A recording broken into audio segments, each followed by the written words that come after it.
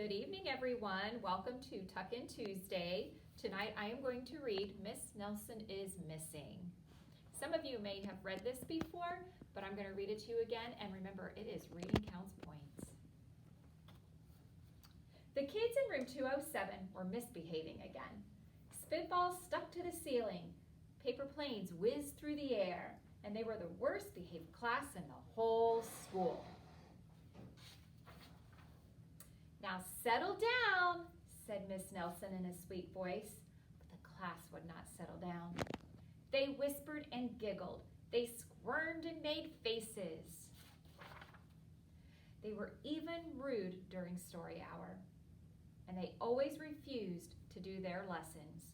"Something will have to be done," said Miss Nelson. The next morning, Miss Nelson did not come to school. "Wow," yelled the kids. "Now we can really act up." They began to make more spitballs and paper planes. "Today, let's just be terrible," they said. "Not so fast," hissed an unpleasant voice. A woman in an ugly black dress stood before them. "I am your new teacher, Miss Viola Swamp." And she rapped the desk with her ruler. "Where's Miss Nelson?" asked the kids. "Never mind that," said Miss Swamp. "Open those math books." Miss Nelson's kids did as they were told. They could see that Miss Swamp was a real witch. She meant business. Right away, she put them to work, and she loaded them down with lots and lots of homework.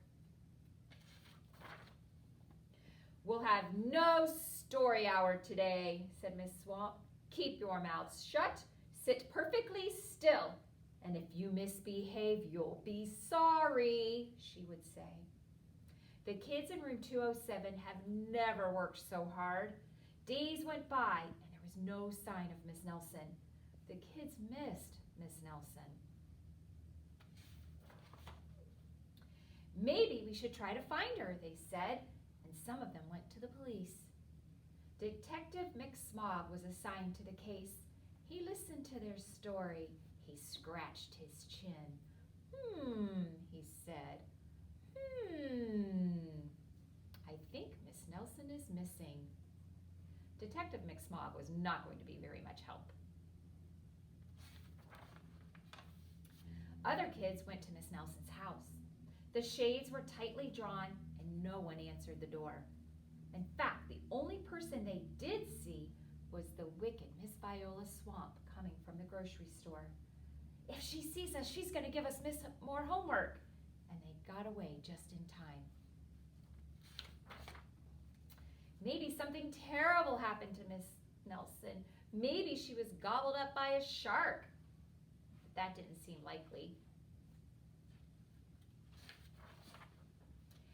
"Maybe Miss Nelson went to Mars," said one of the students. But that didn't seem likely either. "I know," exclaimed one student. "Maybe Miss Nelson's car was carried off by a swarm of angry butterflies." But that seemed the least likely of all. The kids in room 207 became very discouraged. It seemed that Miss Nelson was never coming back, and they would be stuck with Miss Viola Swamp forever. They heard footsteps in the hall. "Here comes the witch," they whispered. "Hello, children," said someone in a nice, calm voice. It was Miss Nelson. "Did you miss me?" she asked. "We certainly did," they cried. "Where were you?" "That's my little secret," said Miss Nelson. "How about a story hour?" "Oh, yes," they cried. Miss Nelson noticed that during story hour, no one was rude or silly. "What brought about this lovely change?" she asked. "That's our little secret," they said. Back home, Miss Nelson took off her coat and hung it in the closet, right next to an ugly black dress. When it was time for bed, she sang a little song.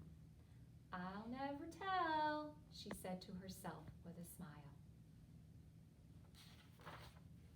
P.S. Detective McSmog is working on a new case. He's now looking for Miss Viola Swamp. Dun, dun, dun. All right, boys and girls, remember, go to Flipgrid, and Mr. Tidmarsh will respond to each one of yours. And again, remember that this is a reading counts book, so make sure you take a reading counts test tomorrow. Good night.